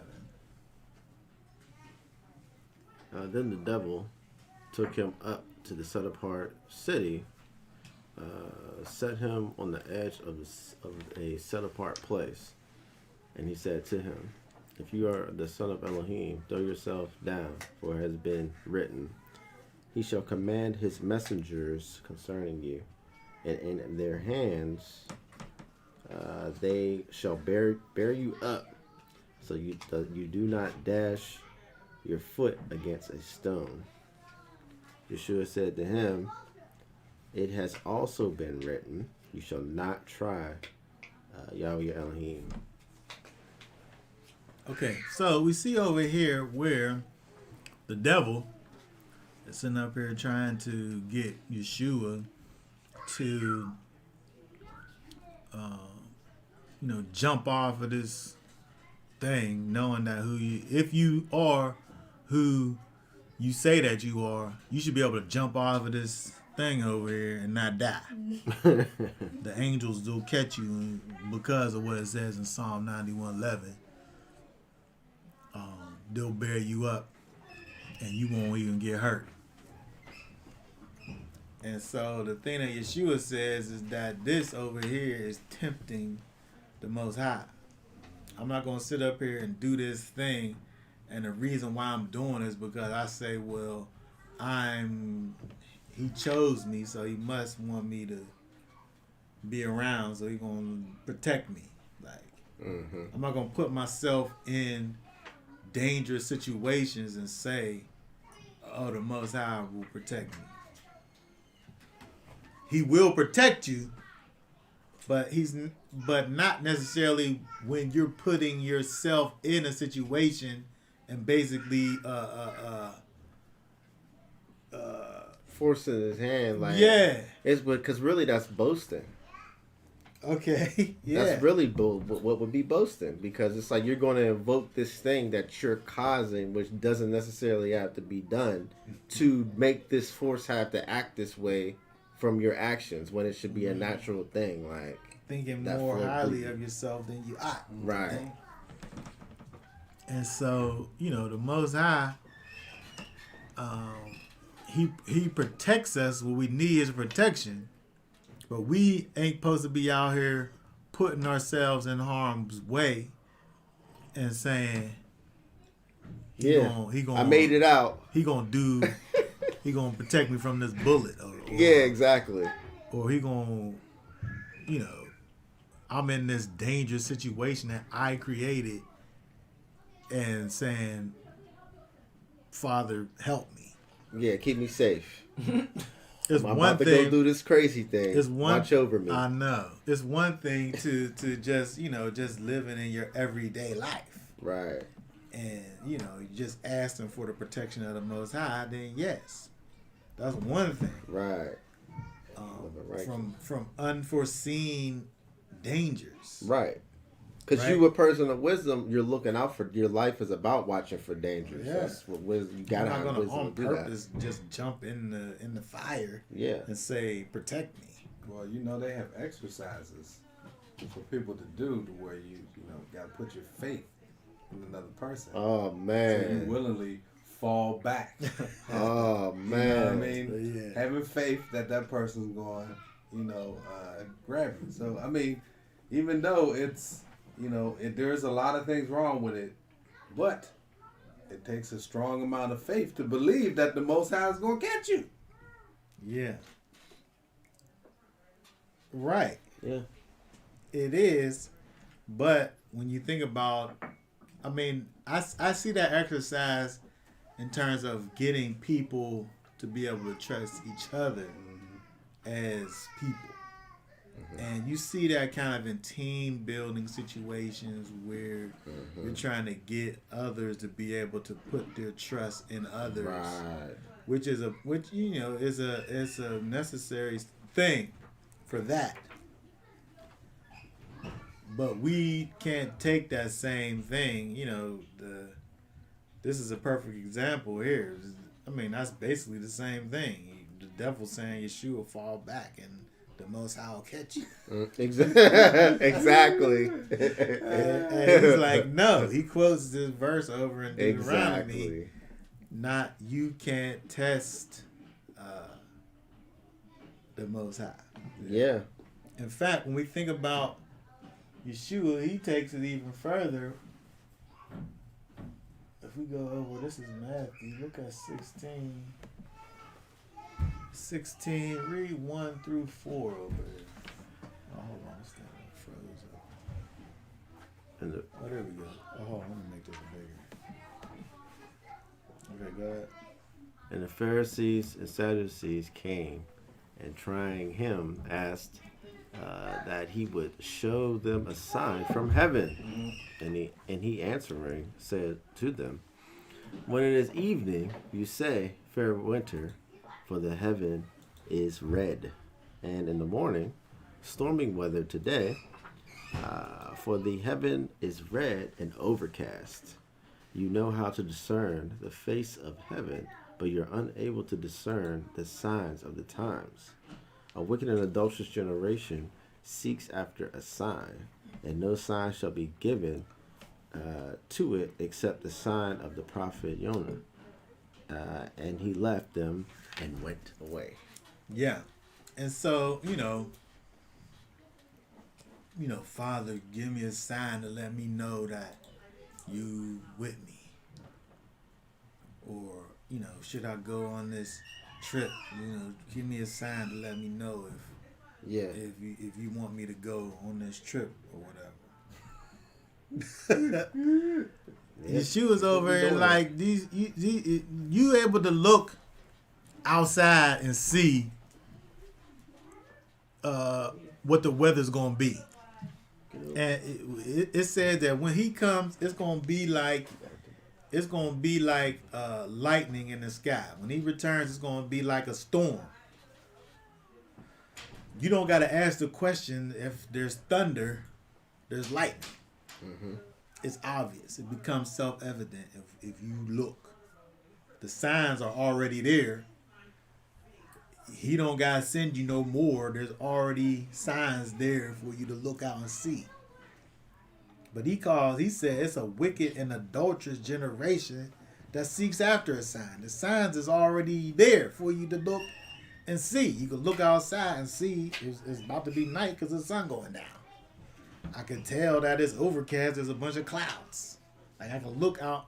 The signs are already, they're self-evident already. And so we can't be out here testing the Most High. Prove to me that you're with me by this, that, and the other thing. If you don't know, You see it. if you don't know that he with you, maybe he ain't. Look, I was just watching a video, well, at least on my YouTube, and I got like all these little, you got people who follow kind of prophetic weather, people who follow, just different things. And the weather ones, man, you watch them? Oh my goodness. And I put myself in those people's shoes, and I'm like, they're plagued. Like, I'm like, we're living through the plagues of people, and we're still, I'm like, we are going through coming out of this place. He's sending the plagues like he did on Egypt before. Mm-hmm. You got the gross darkness, the information, the people coming at you with all different stuff, and the Most High is flooding these people. He's freezing these people out. I'm like, that's plagues coming Doing upon all the kinds world. of things, yeah. But look at you. You still got opportunity to hear this and repent, and you blessed. Yeah. He's watching after you. Most people not know that. But, the sad thing is that a lot of people are like, oh, it's global warming. Not seeing, not paying attention, not discerning the sign. Yeah. You gonna call it global warming? Yeah, I think that when you look at all these things going on, the most important part is when he come back, he's coming back. But in the meantime, we have to know that we're ready for when he do come back. Mm-hmm. Because when he come back, if you righteous, then you just gonna be righteous still. Yeah. But when he come back and you wicked, then you just gonna be wicked still. Yep.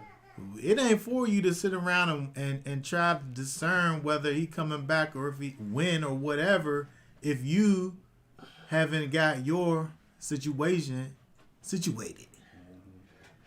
We have to be sure that we're ready for him to come back, because when he come back, it's gonna be like he said. You don't gotta ask if it's raining if I step outside and I'm getting wet. You're gonna know when he returns, but will you be ready for his return? He said there's gonna be people marrying, giving in marriage, so it's not gonna be a time where we are going. It's happening now. Like, this is the time to be getting right. You got to get right. You got to be getting right, and that got to be your priority. Right. If we out here trying to figure out when he getting right, when he's coming back, more so than getting ourselves in the place to shape, receive him. Yeah. Then to be worthy you to putting be the there. cart before the horse. Yeah. He said we supposed to be a bride that's prepared, that's ready, that's been made ready to receive. And so if we out here trying to figure out all of this stuff, and that's our primary situation, and we out here not understanding how it is that we're even supposed to be inside of our hearts in terms of walking out the character of the Most High, we got these things turned around. And that's the most important thing. That's when when the one man came up and said, "Master, what I gotta do to get in heaven?" And he pretty much only told him two things.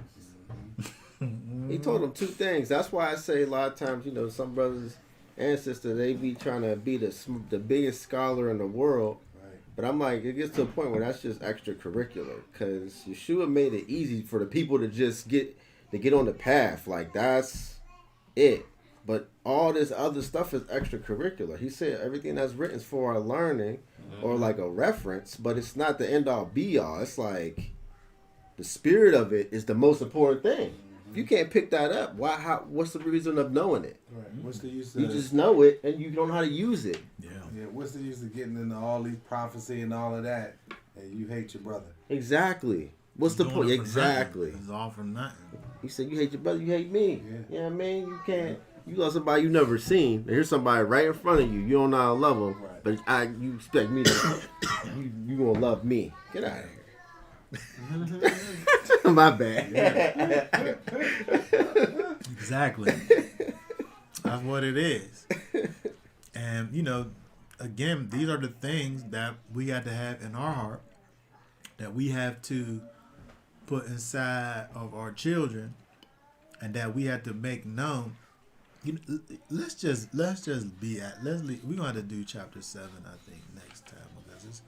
So I'm saying, as far as what going away from what we dealt with to this point, is that we have to be able to get the character of the Most High in our hearts. First of all, that's the first thing we need to be doing. That's your first priority. And it's interesting that it's even in this order. Put these commandments in your heart. Get the character of the Most High inside of you. And then once they're inside of you, impress them on your children. Propagate these things in your house. Yep. Throughout your life in your house. And then once you do that, put them on the outside of your house. So when people look at your house, they can see that you got the love of the Most High inside of you.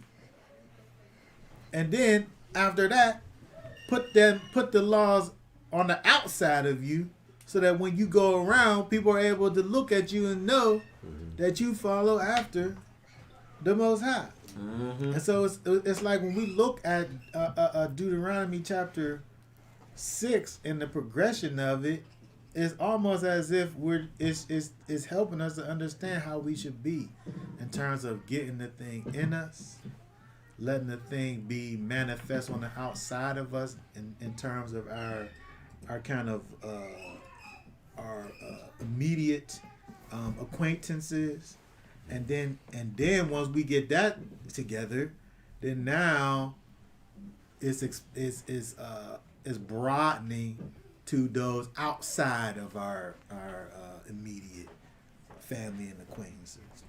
And that's really what this whole thing is about. That's what I said. Get yourself right. Yeah. Get yourself right until you're able to get yourself into a stable position, and then help other people get to where you are. That's all you're doing. If you are learning yourself and teaching your children, you're teaching your children how to be where you are. And so when we think about the idea of Yeshua saying that he wanted for us to be lights, being a light is just what we just described. You get into the place of where the light is able to shine through you so that other people can see the light and come to the light and become lights themselves.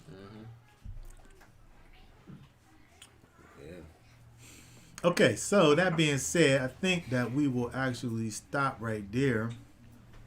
I'll just do chapter 7 on next week. If the creeks don't rise, y'all willing, we'll be back on next Shabbat. We'll do this all over again. I want everybody to remember to make sure that you subscribe to the channel. Leave some comments, hit the thumbs up, share the video, let other people see the video, so that hit that notification so that you're able to see what we're doing when the new things pop up. And like I said, y'all willing, next week we will be back for more. So for now, say Shabbat Shalom. Shabbat Shalom. Shalom. Shalom.